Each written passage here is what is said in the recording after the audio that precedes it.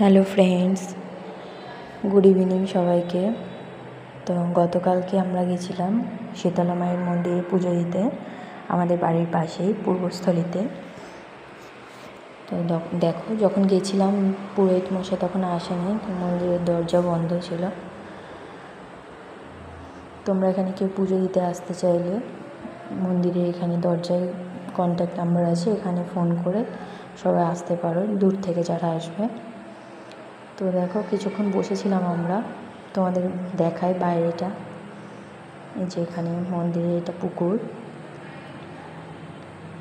এখানে মায়ের মন্দিরে ফাল্গুন মাসে পুজো হয়, অনেক বড় মেলা হয় এখানে।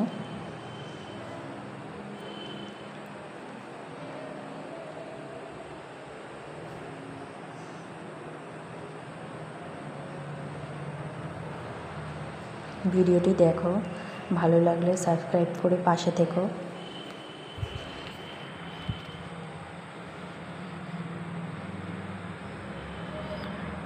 এই দেখো, এখানে মায়ের ভোগ রান্না হয়, এখানে ভোলে বাবার প্রতিষ্ঠিত আছে। এই যে মাকে দর্শন করো সবাই।